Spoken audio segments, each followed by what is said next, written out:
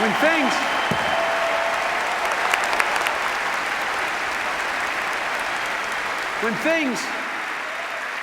things hung in the balance, I mean, literally hung in the balance, the president understood this was about a lot more than the automobile industry. This was about restoring America's pride. He understood in his gut what it would mean to leave 1 million people without hope or work if he didn't act. And he intuitively understood the message it would have sent around the world if the United States gave up on an industry that helped put America on the map in the first place. Conviction, resolve, Barack Obama. That's what saved the automobile industry.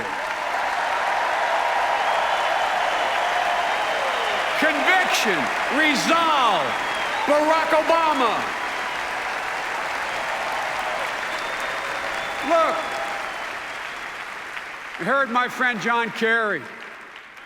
This president has shown the same resolve, the same steady hand in his role as commander-in-chief. Look, which brings me to the next illustration I want to tell you about, the next crisis he had to face. In 2008, before he was president, Barack Obama made a promise to the American people. He said, if we have bin Laden in our sights, we will take him out. He went on to say, that has to be our biggest national security priority. Look, Barack understood that the search for bin Laden was about a lot more than taking a monstrous leader off the battlefield. It was about so much more than that. It was about righting an unspeakable wrong. It was about healing an unbearable wound, a nearly unbearable wound in America's heart. And he also knew the message we had to send around the world. If you attack innocent Americans, we will follow you to the end of the earth.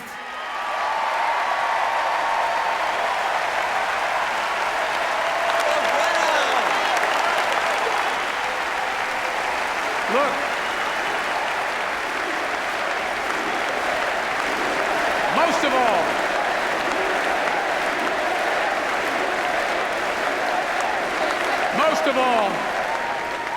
most of all, President Obama had an unyielding faith in the capacity and the capability of our special forces.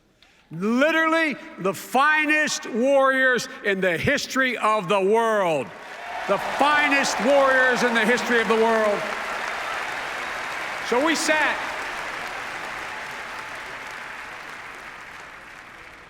Originally, only 5 of us.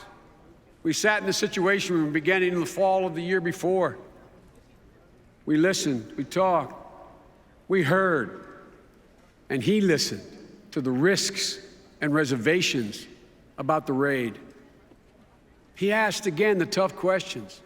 He listened to the doubts that were expressed.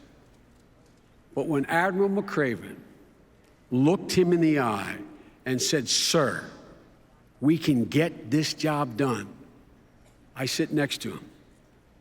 I looked at your husband, and I knew at that moment he had made his decision. And his response was decisive. He said, "Do it," and justice was done.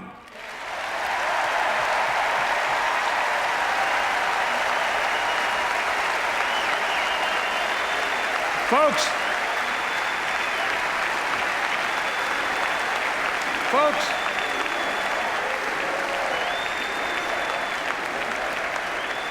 Governor Romney didn't see things that way. When he was asked, about bin Laden in 2007, here's what he said. He said, it's not worth moving heaven and earth and spending billions of dollars just to catch one person. But he was wrong. He was wrong.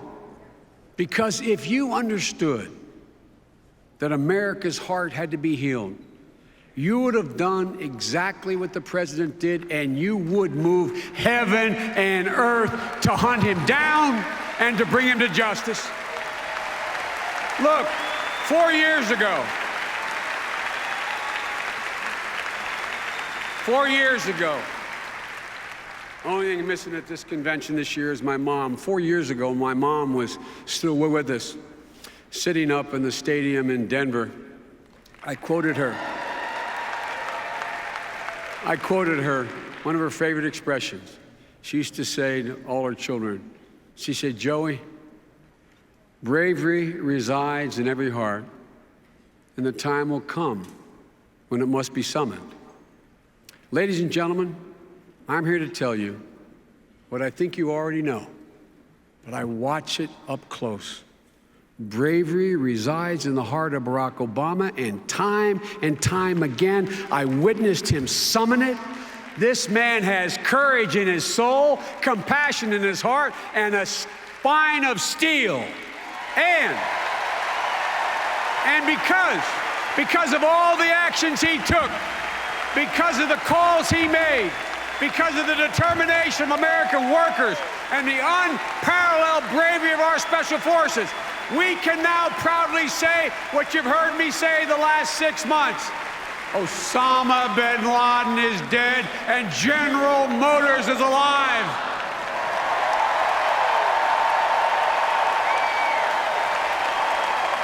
That's right.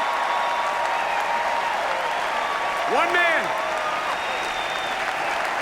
Folks, we know we have more work to do. We know we're not there yet. But not a day has gone by in the last 4 years when I haven't been grateful as an American that Barack Obama is our president, because he always has the courage to make the tough decision.